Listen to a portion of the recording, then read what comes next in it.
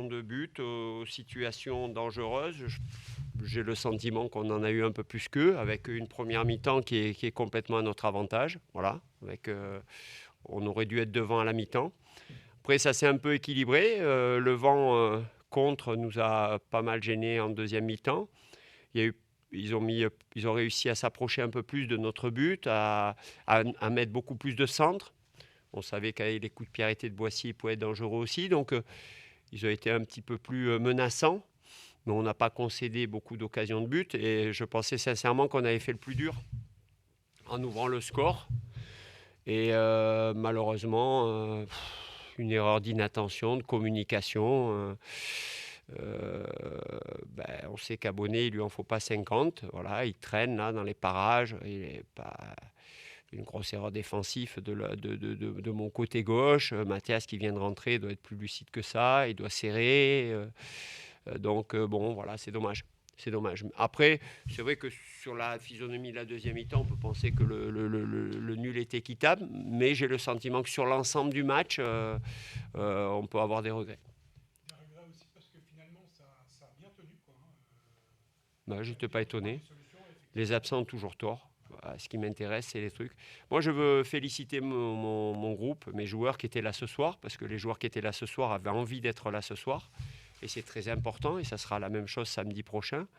Et il y a un peu de désintérêt autour de notre équipe. Là, on sent que voilà, on s'intéresse plus à ce qui va se passer pour l'année prochaine que l'équipe actuelle. Mais je pense que cette équipe, elle mérite beaucoup le respect par rapport à ce qu'elle vient de faire. On est sur 28 points sur la phase retour. On ne lâche rien alors qu'on est sauvé depuis plusieurs journées. On joue de vrais matchs. Malgré les absences, et tout ce que l'on fait est cohérent.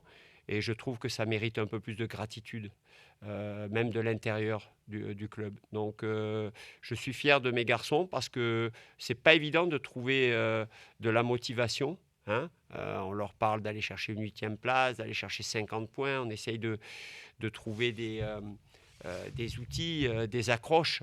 Et puis voilà, ils répondent à nos attentes. Alors, certes, on ne fait pas tout bien, mais je trouve que ça mériterait un petit peu plus de reconnaissance. Edmond, bon, c'était un petit peu du dépannage, il a plutôt bien, Ouais, mais je ne vais bien pas tenu. sortir Edmond. Non, mais Salut, c'était pour te dire, Salut, la pour défense à entendre 3. les autres La après. défense à 3, la défense à 3 tenue, mais bon, ce sont des gens, j'observe tous les jours mes joueurs et je savais qu'ils étaient capables de faire ça et ce sont des joueurs d'expérience. Voilà, non, non, j'avais pas de doute là-dessus. Jean-Louis, comme la semaine dernière, vous tombez sur un gardien aussi qui sort quelques arrêts Hmm. qui vous empêchent en première mi-temps de concrétiser votre domination. Ouais. Oui, oui, il a été très bon sur sa ligne. Il a fait 2-3, surtout sur l'enroulée de Mika Biron. Là, il a bien anticipé, il va la chercher. Alors bon, après, on peut toujours se poser la question, hein, est-ce que c'est les gardiens qui sont très très bons? Sur le coup, c'est vrai. Mais est-ce que nous, on ne peut pas être un peu plus précis? Voilà. On doit être plus juste. On doit être plus juste dans la finition. On a perdu un petit peu cette étincelle devant.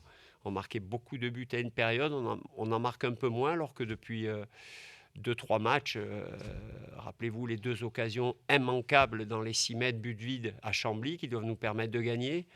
On perd un match imperdable contre Valenciennes la semaine dernière et ce soir on a quelques regrets, même si c'est presque le match nul qui est le plus équitable. On pourrait avoir dépassé Sochaux. Hein. Ça peut Moi, être une. sur les 3 derniers matchs, j'ai des regrets parce qu'on pourrait être septième ce soir. On pourrait aborder le match avec les mêmes contenus, avec plus d'efficacité. C'est bien la preuve que la ténacité du groupe, du staff, malgré que, je vous dis, ce désintérêt que l'on ressent, on est là, on lâche rien, on se comporte comme des grands professionnels et j'ai des regrets parce que j'espère qu'on va aller rechercher cette 8e place parce que Valenciennes a un match pas évident à jouer le dernier match. Nous, on reçoit Amiens.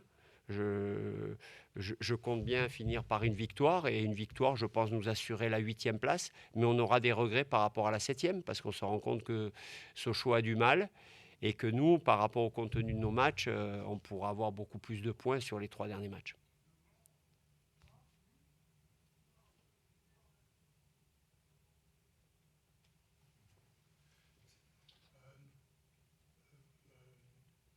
La première mi-temps, notamment le pressing haut et surtout ces 35 premières minutes, là, c'est quasiment ce qui était recherché, quoi, Ouais, ouais. vraiment Ouais, on avait décidé. des relances. Ouais, ouais, on avait décidé. Là aussi, je trouve que, pareil, pour rechercher des axes de motivation, c'est bien d'aller chercher la vigilance des joueurs, c'est-à-dire les sortir d'un confort.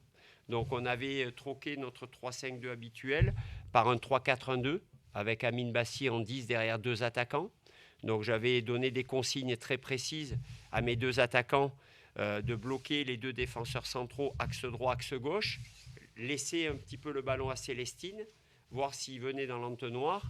Et effectivement, ça les a énormément gênés. Alors après, on a un peu pioché physiquement. Et avec le vent dans le dos pour Rodez, c'était plus facile d'éliminer notre pressing. J'ai entendu beaucoup mon pote Laurent, que je félicite pour son travail aussi, parce que Rodez, avec nous, pendant 2 mois, en début d'année 2021, on a été quasiment les 2 meilleures équipes du championnat, janvier-février. Et il fait un travail remarquable, Laurent Perlade.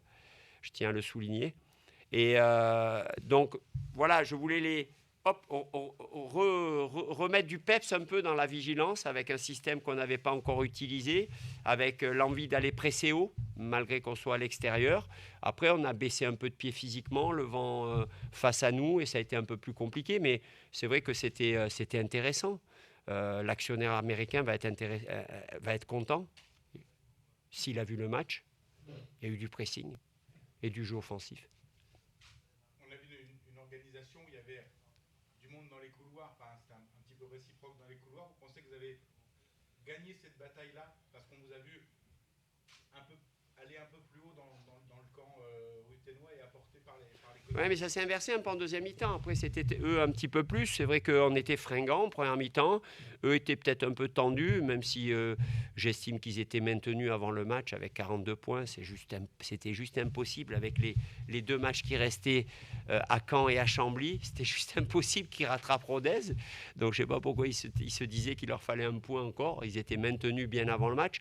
Donc, j'ai trouvé que Rodez était un peu tendu en début de match. Un peu tendu, un peu crispé. Et le fait que nous, on ait cette envie d'aller les chercher, d'aller les agresser, on ne leur a pas permis d'installer leur jeu. Et après, j'ai entendu Laurent, c'est ce que je reviens à ma phrase tout à l'heure, leur demander de jouer derrière nous. Et pour nous faire reculer. Donc voilà, il fallait se méfier de ça, parce que c'est vrai que pour mes défenseurs centraux, qui ne sont pas des défenseurs centraux, autant gérer ce qui se passe devant toi, c'est facile. Gérer la profondeur, c'est un peu plus délicat. C'est ce qui demande un peu plus de repères. Et donc, voilà. Mais ouais, on avait décidé d'aller chercher, d'être conquérant, comme on a fait souvent, comme on a fait contre Valenciennes à domicile, comme on a toujours fait. Quand on perd la balle dans la moitié adverse, on reste pour presser. Des choses qu'on a toujours fait. Il reste une semaine, puis ce match contre Amiens.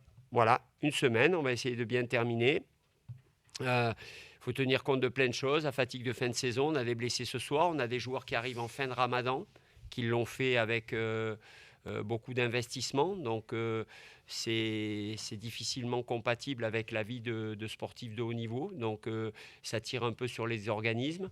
J'ai des joueurs touchés ce soir. Il y a Mika, juste au moment où j'avais préparé le remplacement, qui se touche l'ischio à l'endroit où il s'était fait mal il y a quelque temps. Alors, pour l'instant, le kiné laisse à penser que c'est une contracture. Rosario Latouchant est bien touché au genou quand même. Le gars lui est tombé sur le genou, il a senti un peu craquer, donc il a serré les dents début deuxième mi-temps, mais ça n'allait plus. Donc voilà, je ne sais pas si j'en récupérerai d'autres, mais quoi qu'il arrive, voilà, il faut se régénérer cette semaine, s'entretenir. Et ce dernier match de la saison, il se fait sur l'enthousiasme, sur le mental, sur l'envie de partager des émotions positives avant de se séparer. Voilà, donc on va le préparer comme ça, dans la convivialité, dans la bonne humeur, dans le plaisir. Et le plaisir, il se concrétisera si on prend les 3 points contre Amiens.